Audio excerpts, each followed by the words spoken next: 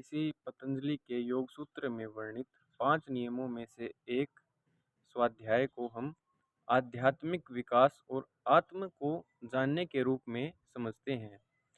स्वाध्याय का शाब्दिक अर्थ अगर हम समझें तो इसके संधि विच्छेद करके हम देखते हैं तो स्वाध्याय में स्व से तात्पर्य है यानी कि स्वयं, और अध्याय से तात्पर्य है अध्ययन।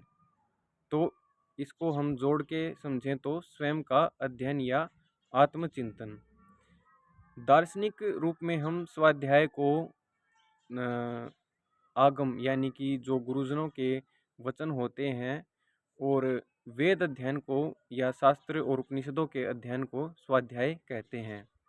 व्यवहारिक पक्ष में अगर हम स्वाध्याय का अर्थ जाने तो जो हम प्रतिदिन चिंतन मनन और निध्यासन करते हैं उसको शाम को या फिर एक समय कुछ समय निकाल कर उसका चिंतन मनन करना कि आज मैंने क्या किया और क्या क्या मैंने विचार किए, मेरे चिंतन का सत्र क्या है, उसको हम स्वाध्याय कहते हैं। भारतीय ज्ञान परंपरा में स्वाध्याय का महत्व महाप्रलय से कहा गया है। इसको हम एक कथा के माध्यम से समझें तो एक गुरुजन और एक शिष्य के बीच संवाद होता है। तो शिष्य गुरु से प्रश्न करते हैं कि हे गुरुदेव, महाप्रलय का कारण क्या हो सकता है। तो गुरुदेव कहते हैं कि अगर सूर्य अपने समय पर ना उदय हो और चंद्रमा अपनी कक्षा से भटक जाए, वो महाप्रलय का कारण हो सकता है।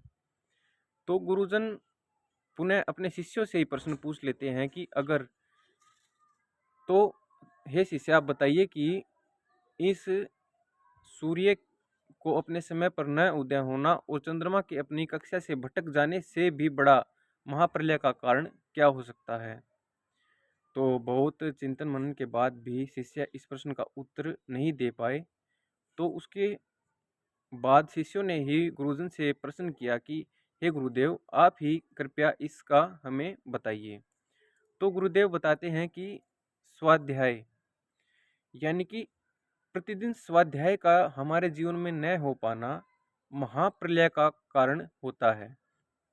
कि मनुष्य अपनी चेतना से अगर भटक जाता है, क्योंकि अगर व्यक्ति स्वाध्याय नहीं करेगा तो वो आध्यात्मिक और मानसिक स्तर पर भटक जाएगा। तो स्वाध्याय का महत्व महाप्रलय से भी बड़ी महाप्रलय के रूप में भारतीय ज्ञान परंपरा में गुरु शिष्य संवाद के रूप में हमने जाना।